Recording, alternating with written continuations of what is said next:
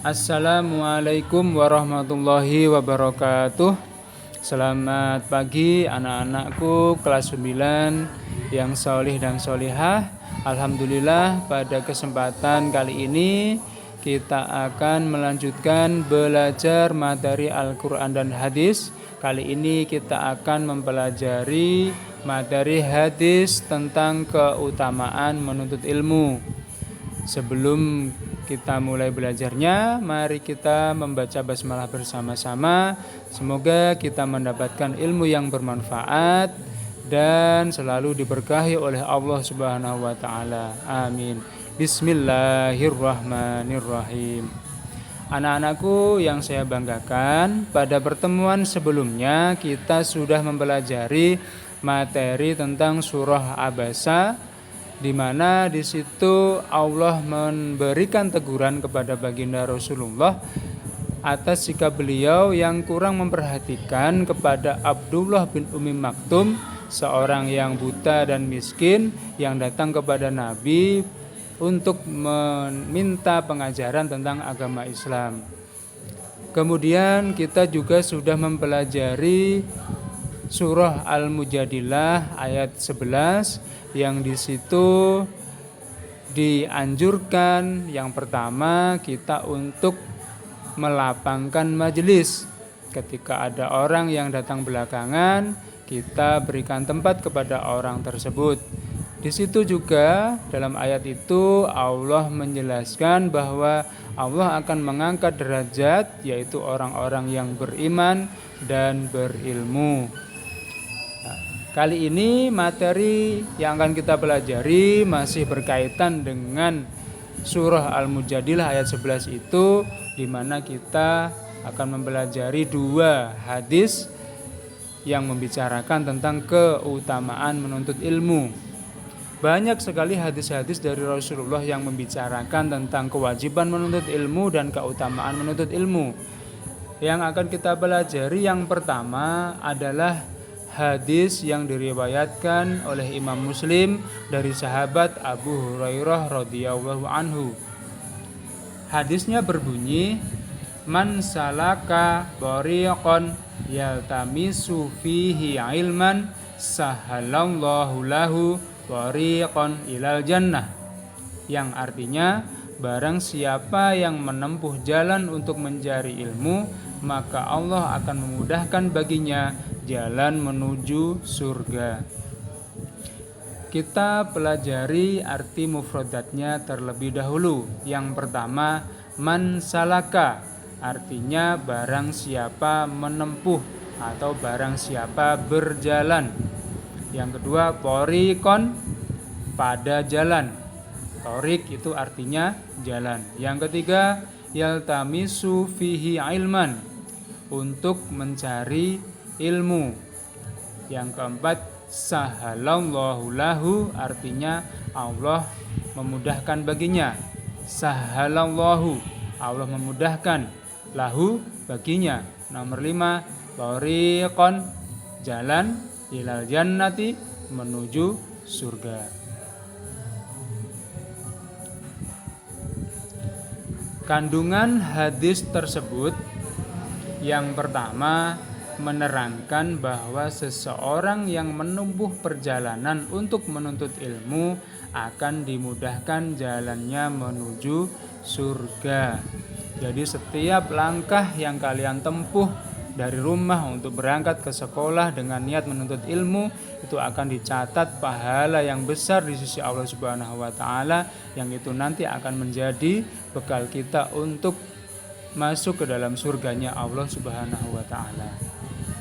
Yang kedua, seorang muslim yang berjuang untuk menuntut ilmu, terutama dalam mempelajari agamanya dengan benar dan ikhlas, lalu mengamalkannya sesuai dengan ajaran Rasulullah, dia akan dapat beribadah dengan benar, berbuat kebaikan, melakukan hal-hal yang bermanfaat, menolong sesamanya, maka dia menjadi hamba yang diridhoi Allah dan otomatis balasannya adalah surga. Jadi selain bermakna bahwa kita berjalan itu dicatat pahalanya, maksud dari dimudahkan jalan menuju surga itu bahwa ilmu yang kita dapat itu akan menjaga kita, membentuk pribadi kita menjadi orang yang baik, menjadi pribadi hamba yang diridhoi oleh Allah, sehingga otomatis nanti akan dimasukkan ke dalam surga. Itulah arti lain dari dimudahkan jalan menuju surga. Kemudian yang ketiga, hal ini dapat dimaknai bahwa seseorang yang berjuang keras untuk mencari ilmu, dia akan dimudahkan jalannya untuk meraih kebahagiaan di dunia dan di akhirat. Ilmu itu adalah cahaya yang menerangi kehidupan kita baik di dunia maupun di akhirat. Barang siapa yang ingin sukses di dunia, kuncinya satu, ilmu. Barang siapa yang ingin selamat di akhirat, kuncinya cuma satu juga, ilmu. Bukan harta, bukan yang lain-lain, akan tetapi ilmu. Kita punya banyak harta sekalipun, akan tetapi tidak didasari dengan ilmu yang cukup, maka harta itu justru malah bisa menjerumuskan kita kepada jalan yang dibenci oleh Allah Subhanahu wa taala, sehingga justru mengantarkan harta itu kepada neraka. Kemudian kita lanjutkan hadis yang kedua, diriwayatkan oleh Imam Ibnu Majah dari sahabat Sofwan bin Asal al-Muradi yang berbunyi, Bismillahirrahmanirrahim, ma min kharijin kharaja min baitihi fi dhalabil ilmi illa wadu'at lahul malaikah ajnihataha ridham bima yasna'u. Artinya, tidaklah seseorang yang keluar dari rumahnya untuk menuntut ilmu kecuali para malaikat akan mengepakkan sayap-sayapnya untuk orang tersebut karena ridho dengan apa yang dia kerjakan. Bahkan ketika kita menuntut ilmu, itu para malaikat merasa senang dengan apa yang kita kerjakan. Kita pelajari arti mufradatnya terlebih dahulu. Yang pertama, ma min khorijin, artinya tidaklah seseorang yang keluar. Khorijin artinya orang yang keluar. Kharaja min baitihi, kharaja keluar, min baitihi dari rumahnya. Fi dhalabil ilmi artinya untuk menuntut ilmu. Dicatat ini ya, keluar rumah untuk menuntut ilmu, bukan untuk yang lain-lain. Yang keempat, illa wadu'at lahul malaikah, kecuali para malaikat akan meletakkan, apa yang diletakkan, ajnihataha, sayap-sayapnya.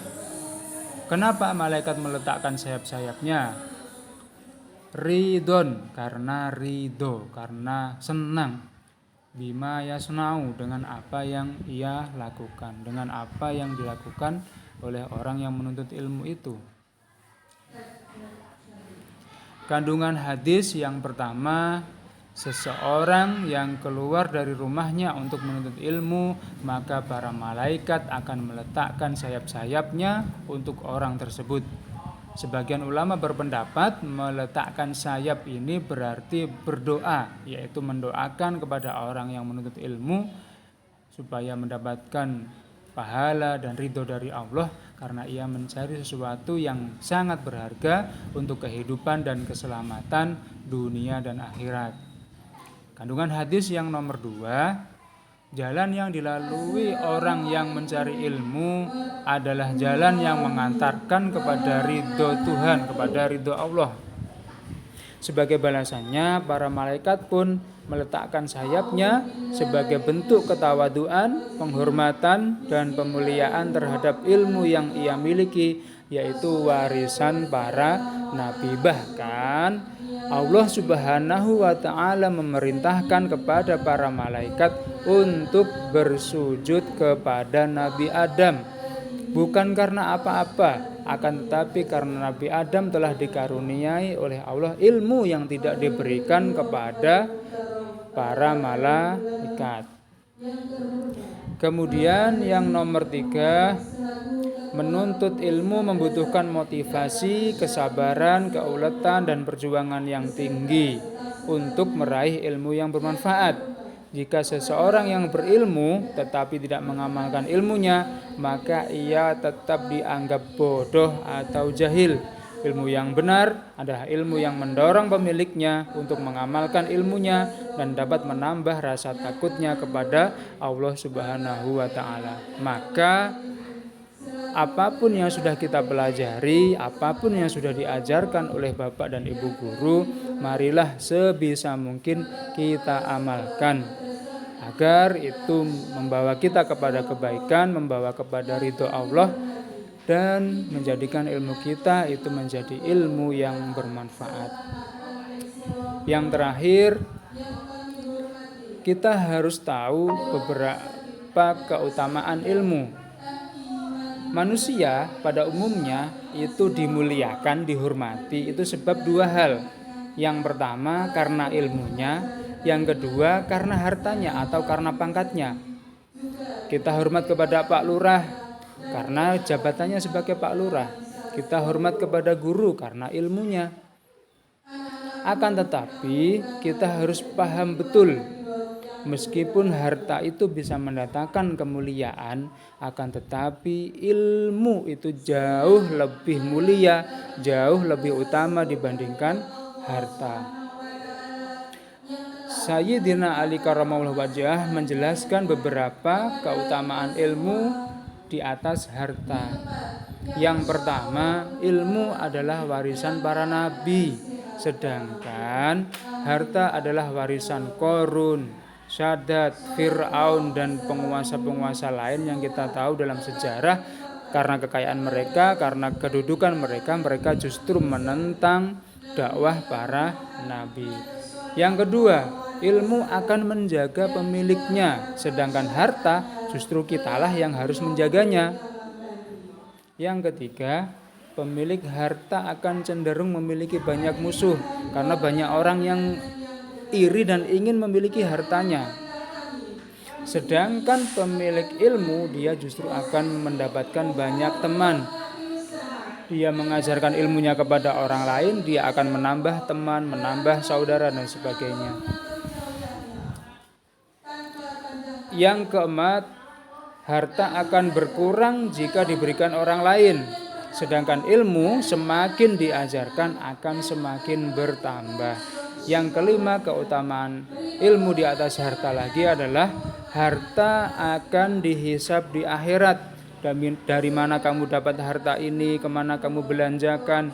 Sedangkan ilmu justru di akhirat akan menjadi syafaat. Yang keenam, harta membuat hati menjadi keras, sedangkan ilmu menerangi hati. Yang ketujuh, harta akan cenderung membuat lupa kepada Allah, sedangkan ilmu akan menambah iman kepada pemiliknya. Inilah di antara keutamaan ilmu atas harta kekayaan. Maka jangan berhenti belajar agar menjadi kelak mendapatkan berkahnya ilmu. Anak-anakku, demikian materi pada kesempatan kali ini. Jika ada hal-hal yang kurang dipahami, silahkan ditanyakan melalui kelas daring kita. Terima kasih. Wallahu a'lam bishawab. Wassalamualaikum warahmatullahi wabarakatuh.